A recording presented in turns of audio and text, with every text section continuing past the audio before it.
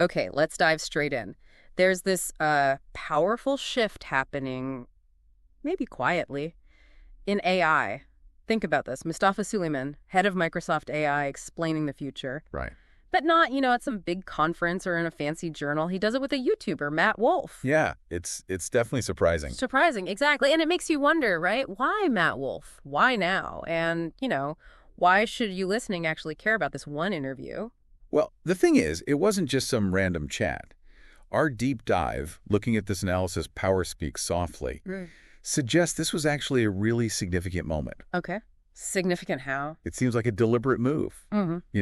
Taking the whole conversation about the AGI Spring, this rapid AI progress beyond the usual labs and academic circles. Right, getting it out to more people. We often hear these super technical talks, don't we? Easy to get lost in the jargon. Totally. But Mustafa, it feels like he's speaking differently. The analysis we read actually calls him a translator. What's that about? What's he translating? So he's basically taking these huge, complex AI ideas, things like alignment or even, the future potential of AGI, and putting them into terms that, well, more people can grasp emotionally. Emotionally grasp, so not just understand intellectually. Yeah, kind of making it feel real. Others in the field, maybe like Demis Hassabis or Murray Shanahan, they often discuss these things in very precise technical ways, which is essential, of course. Sure, for that audience. But Mustafa seems focused on, well, the human resonance, Yeah. making the implications feel tangible for a broader audience. It's less abstract theory, more gut-level understanding. Okay, so less about the algorithms and more about,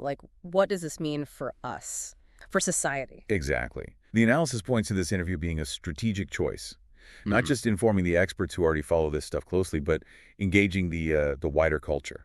Laying groundwork, maybe? Groundwork for what, though? Just general awareness? Partly, but maybe more about building a shared understanding of the ethical side, the responsibility. So what are those core ideas he's translating then? What did the analysis pick up from that Wolfe conversation? What really stands out is his focus on, fundamental assumptions. How do we make sure this super powerful AI actually aligns with what we, as humans, value? That's huge. Alignment? Yeah, and responsibility. Whose job is it to steer this? How do we distribute the power that comes with this tech? And he even touches on, the possibility of intelligence developing beyond our control. Wow, okay. Big stuff. But presented accessibly, you're saying? That seems to be the key, Yeah. not requiring a PhD to follow the conversation. And that source material we looked at connects this to the idea of public ethics emerging. Public ethics. What does that actually mean for, someone listening now? It means moving the ethical debate out of just academic papers or closed-door meetings. Mustafa, by using plain language on a platform like YouTube, is helping build a sort of common vocabulary. A vocabulary rack. Around things like collaborative restraint, maybe needing to be careful together and designing these systems ethically from the start. It's about fostering a sense that we're all kind of in this, So choosing Wolfe with that huge, diverse audience, that wasn't just for clicks, it was strategic for building this public ethic. That's exactly what the analysis suggests. It's part of this AGI Spring. Not just the tech breakthroughs, but also how we talk about them, how we prepare society. Making sure the ethics discussion keeps pace with the technology. Precisely. Not letting it become an afterthought only specialists worry about. Okay, so this wasn't just a CEO chatting online. It was a considered act, translating complex AI implications for everyone.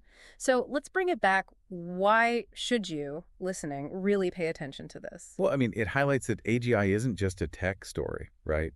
It's a human story. It's societal. Mustafa's effort, this translation, it means you're potentially better equipped now. Better equipped how? To understand the debates, the decisions being made. Yeah. Decisions that will genuinely shape the future we all live in with AI.